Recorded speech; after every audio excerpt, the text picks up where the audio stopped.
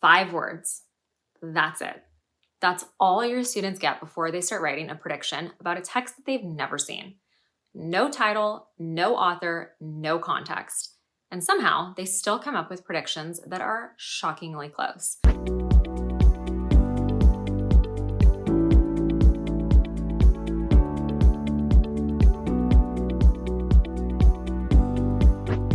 So let me show you how this one works. Quick recap though, if you're new here, I plan every lesson using a framework called the Into, Through, and Beyond. This is another Into activity, meaning its whole job is to build curiosity and get students invested before they've read any word of the actual text. So here's the concept for this activity. Students get 5 important words or phrases pulled from the text that they haven't read. Using only those 5 clues, they write a short prediction paragraph about what they think the text is about. That is the whole activity on the surface. But the thinking it forces is a lot deeper than it sounds. A few reasons that our EB teachers keep coming back to this one.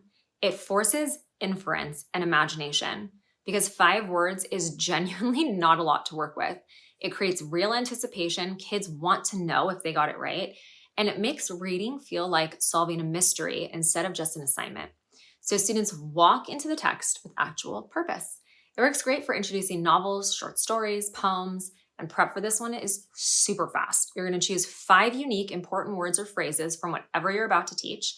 So for example, if I were to teach Thank You Ma'am by Langston Hughes, I might pick things like Thank You Ma'am, Mrs. Luella Bates Washington Jones, Run, Boy, and Blue Suede Shoes. Nothing that spoils the story, but it's enough for your students to work with.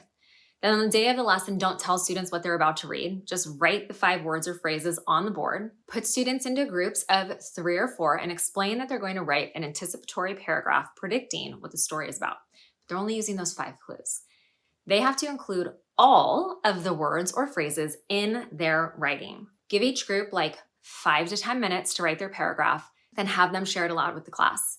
An optional twist that makes this even more fun is tell students ahead of time that there are going to be awards on the line.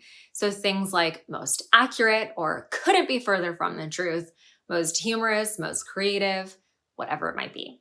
And after they've actually read the text, you can hand out the awards based on what they wrote. It's a great bulletin board display too if you display the paragraphs next to the ribbons that you've awarded.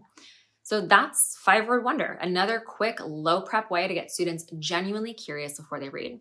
Now, if you want the full version with the student paragraph template, it's in the free guide that I keep mentioning. I will link it below along with the first 2 videos in this series if you want to catch up. Next week, we are going to move into the through phase, the part of the framework where the real practice happens. I'm going to be sharing an activity that gets even your quietest kids defending their thinking out loud to the whole class. All right, subscribe so you don't miss it and let me know in the comments, what 5 words would you choose for a text that you are currently reading? I want to see what you come up with. All right, I will see you in the next video.